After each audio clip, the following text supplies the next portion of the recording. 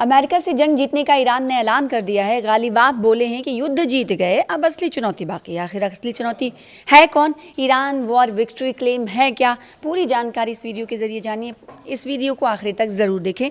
Iran के संसद के स्पीकर हैं मोहम्मद बाकर गालिबाफ।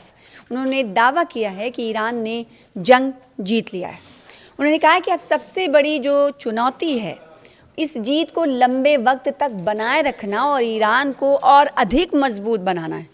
ईरानी पार्लियामेंट के स्पीकर और मीडिएटर मोहम्मद बाकर गालिबाफ ने दावा किया है कि ईरान ने युद्ध जीत लिया है। अब सबसे बड़ी चुनौती इस जीत को लंबे वक्त तक बनाए रखना है और मुल्क को मजबूत करना है। जो मीडिया एजेंसी है सरकारी तस्नीम समाचार एजेंसी की एक रिपोर्ट के अनुसार स्पीकर ने ईरानी संसद की समन्वय परिषद में ये बातें कहीं। उन्होंने परिषद से कहा, काउंसिल से कहा कि भले ही ईरान ने जंग जीत लिया हो लेकिन लंबे वक्त तक स्थिरता सुनिश्चित करना ज़रूरी। उन्होंने कहा कि हमें एक बहादुर ईरान बनाना होगा, शक्तिशाली मजबूत ईरान बनाना होगा और इसकी शुरुआत सुप्रीम लीडर के अधिकार और पॉलिसीज़ लेने की क़ुव्वत को और मजबूत करने से होती है। मुल्क को बेहतर मुस्तकबिल की ओर देखना चाहिए और आगे बढ़ना चाहिए। इससे पहले उन्होंने अपने एक्स अकाउंट पर पोस्ट में हाल ही में हुए अमेरिकी हमले की निंदा की थी। गालिबाफ ने केशम द्वीप पर आम नागरिकों के घरों पर हुए अमेरिकी हमले की कड़ी आलोचना की और इसे दक्षिणी ईरानी शहरों मिनाब और लामेड में किए गए अपराधों के बाद अमेरिका द्वारा किए गए अपराधों का एक उदाहरण एग्जाम्पल बताया और कहा कि अमेरिका हर दिन एक नया क्राइम कर रहा है। केशम द्वीप पर, केशम आइलैंड पर आम नागरिकों के घरों पर हमला मिनाब और लामेड में किए गए अपराधों का ही सिलसिला है। ईरान की पार्लियामेंट के स्पीकर ने क्या कहा वो भी आपको बताते हैं। उन्होंने कहा कि तफसील से गालिबाफ ने चेतावनी दी कि उन्हें इसकी कीमत चुकानी होगी।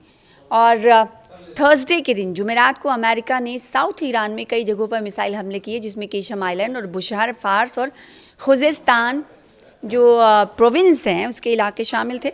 इस बीच ईरानी राष्ट्रीय सुरक्षा परिषद के सचिव मोहम्मद बाकर ज़ोलक़द्र ने चेतावनी दी कि अगर अमेरिका अपना रुख नहीं बदलता तो इससे हॉर्मुज़ स्ट्रेट ऑफ हॉर्मुज़ को और अधिक बंद किया जा सकता है और संभवतः अन्य जलडमरू जो हैं, अन्य स्ट्रेट ऑफ हॉर्मुज़ जो हैं, महत्वपूर्ण समुद्री रास्ते जो हैं, चेक पॉइंट्स जो हैं, उन्हें भी बंद करना पड़ सकता है।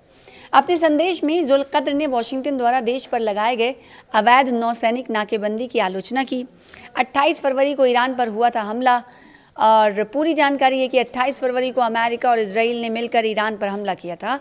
इस हमले में हज़ारों लोग मारे गए और लाखों लोग घायल हुए। हमले में ईरान के तत्कालीन सर्वोच्च नेता आयतुल्लाह अली ख़ामनेई की शहादत हुई। उनकी मौत के बाद मिडिल ईस्ट में जंग छिड़ गया। ये स्ट्रगल, ये जद्दोजहद अभी भी जारी है और इसका वैश्विक असर भी पड़ा है, यानी पूरी दुनिया इससे असरअंदाज हुई है। पूरी दुनिया पर इसका असर प्रत्यक्ष रूप से और अप्रत्यक्ष रूप से पड़ता हुआ नज़र आया क्योंकि पूरी दुनिया कहीं ना कहीं सप्लाई चेन के मुताबिक एक दूसरे ममालिक से जुड़ी हुई है। और अभी की बात करें तो मौजूदा वक्त में ईरान ने जो लोहा लेने की कसम खाई उस पर वो कायम और दायम है। ईरान की तरफ से अक्सर व बेशतर ये कहा जाता रहा है कि हमने भले ही अपने बचाव में हमला किया हो लेकिन ईरान के लिए ये जंग, ये लड़ाई कहीं ना कहीं खुद की मौजूदगी के लिए थी।